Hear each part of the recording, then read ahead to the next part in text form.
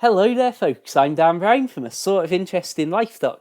and today you're joining me for the return of the Dan Brown Monologues.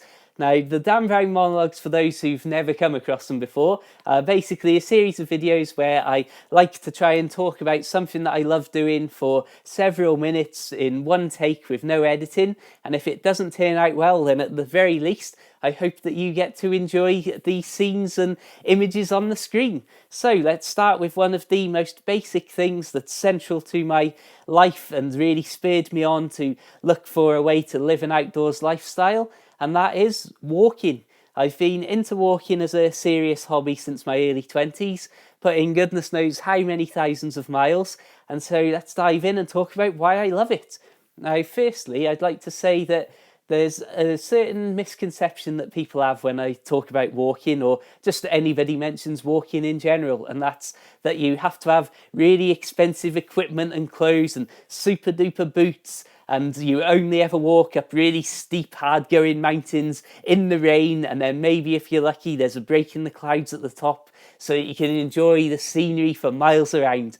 That, of course, is a certain element of walking and a certain type of walking. But to me personally, walking on a practical level, because obviously you can't get out to a mountain every day, is something that I do in my local surroundings. Sometimes I don't even put me boots on and just go out in me little trainers and just walk down the country roads and walk across the various footpaths across the farmers' fields and enjoy what's right on the doorstep and the amazing surroundings and nature and scenery that a lot of people often overlook these days. Going down the country lanes, cutting across fields on various public footpaths, and just enjoying what is inherently out there and around you. And that's the real heart of what I want to talk about. To me, walking isn't about the actual walk itself, it's about enjoying your surroundings and enjoying nature and enjoying things for basically what they are. It's something that when I consider how often I do go walking over all sorts of different areas, whether that's around my hometown of Oswestry or wherever the boat is moored up when I'm travelling down the canal, there's so few people that I ever meet when I'm out there. It's something that I think is very overlooked these days. And some of the paths and old country tracks that I follow are so poorly distinguished and very much disguised because they're so poorly trodden. It really sums up how these days there just doesn't seem to be. I would say probably the industry and everything is bigger than it's ever been.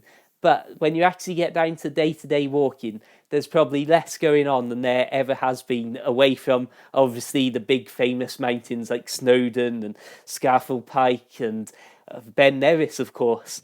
So that's something that I first of all want to just say. Please never overlook what's right on your doorstep, because most of the walking that I do, by sheer practicality alone, is obviously setting out from wherever I am living at that moment and enjoying the immediate surroundings. And because I'm all interested in the actual experience of getting out there, enjoying whatever surroundings you might find around the next corner, there's no real thing of, right, if I'm not up a mountain, I'm not doing a real walk.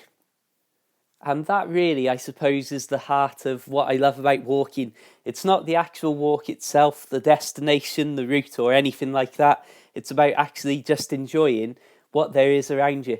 And when I consider how some of these old tracks and paths that I follow are pretty much completely overgrown and nobody's trodden down them maybe for a few days minimum before me, it really shows how overlooked some of these areas are these days. Of course, it's fantastic to go up mountains and challenge yourself to do so many in a day and enjoy the incredible spectacle of views for miles and miles around once you're at the top. And that's certainly something that I love and have enjoyed doing an awful lot. But it's not why I love walking. It's just part of the reason of, yep, it's outdoors. This scenery is totally different to maybe just going through farmland in my hometown, but it's still the same principle. So that's my basic element of why I love getting out there and walking. But there's probably a few other reasons that are more subconscious and not demonstratable, and I can't show you a picture of it on the screen. So I'd say probably the remoteness and the solitude of some of the longer walks that I do. has been maybe one of the driving factors and given my mind time to think about things that otherwise it wouldn't have if I was just in town or sat in the house with distractions of telly and internet and phone signal for one.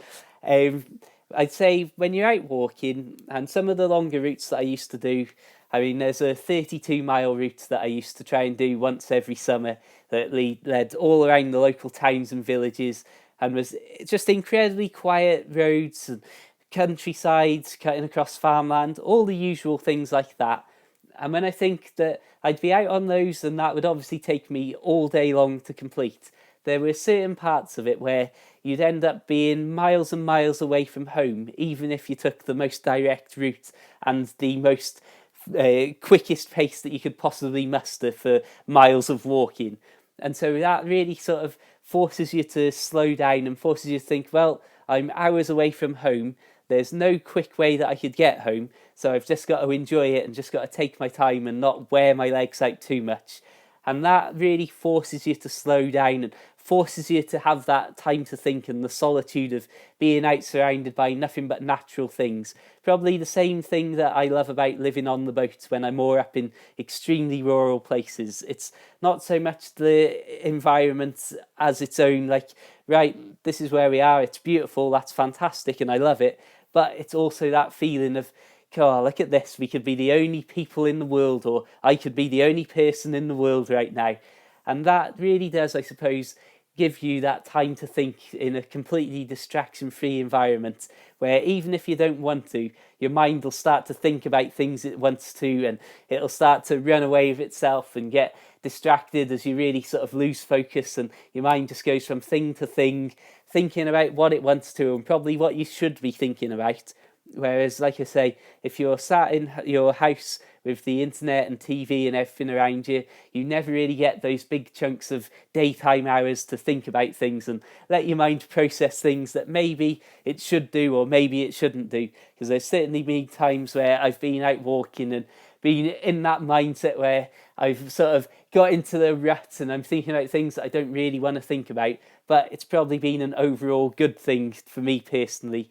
Where, of course, that can't be said for everything, and it certainly wouldn't be everybody's cup of tea, I know that. But that's just one of the elements of having that time to enjoy time alone. But equally, if you go out with friends and you're going up a mountain, or even like me and my friends do very often, just walk around the local country lanes or cut across fields and see where we end up, it's fantastic. What a great way to spend time just chatting away. And what I find with some of the bigger up mountain sort of walks is that you'll have people who maybe as you set off on the walk, things might be a little bit awkward and everybody says a little bit about one topic and then it sort of dies out. Then as you get towards the top, everybody sort of focuses and starts walking a bit quicker and everything goes quiet. But then as you're going down the mountain, as you get closer and closer to your destination or car or tent or whatever, you'll start to find that people sort of really relax and loosen up and the conversation starts flowing and it's just a beautiful way to enjoy time with other people.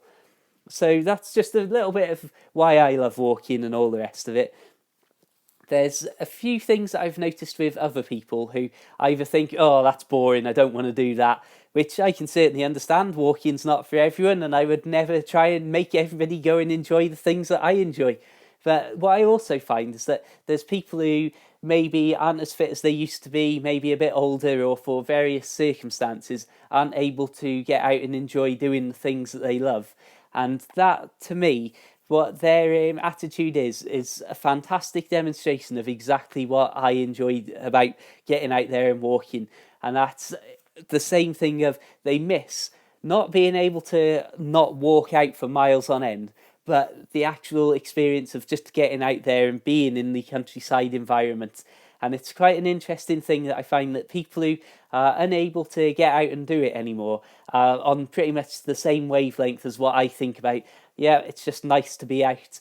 And it's something that what a lot of people in those situations do enjoy doing is going up in a car to a little viewing point, maybe a lay-by on the side of one of these country roads that you see about that looks across to all of the Shropshire Plains in my case, or is up somewhere in the Berwyn Mountains. and they just enjoy being able to put some butties in a bag, drive up to one of these places, and literally just enjoy being out in that area where you might be on a quiet country lane where there's very few cars ever go down, but you'll be up on the side of a hill. You have views across the local villages and maybe out to some of the industrial areas like 40, 50 miles away on a clear day, and having nothing but buzzards in the sky and pretty much nothing around to really distract you. And you're able to look down on these towns and villages, see the cars going along the roads, and again, it's that solitude, but it's the basic enjoyment of the environment itself. And so it's quite good and quite interesting that a lot of people in various circumstances have that similar outlook to what I've got now.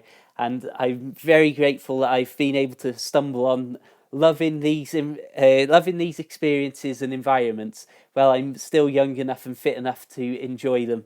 And I'm certainly very keenly aware of how fit I am and how fit I am not, and how over even just the years of, I mean, I'm 27 as I record this, and I can already tell how my joints and my body's starting to get older, and I can't keep up the pace and stamina that once I used to. So I'm very keen to just enjoy things while I can. On that note, I think I'm going to stop wittering away. And firstly, thank you all for sticking with my droning voice for this long. Hopefully you've enjoyed this, if not for my terrible commentary, but also the actual scenes and lovely environments that you'll have seen on the screen. Of course, feel free to check out my other videos and subscribe for literally hundreds of videos from life on a narrowboat and the outdoors, whether it's walking, kayaking or biking. And of course, feel free to like the Facebook page, add me personally on Facebook and Twitter for plenty of pictures and updates from life on the canal and the great outdoors. Feel free also, if you would like to help me out and support me, to check out my Kindle books about life afloat, The Narrowboat Lad Living the Dream, and A Narrowboat and a Notebook. And without further ado, I'll let you get on with your day and say thank you very much for watching. I hope you have a fantastic day, week, or however long it is until you're next here watching one of these videos. Until the next time, just have a fantastic day, and I will see you around soon. Farewell.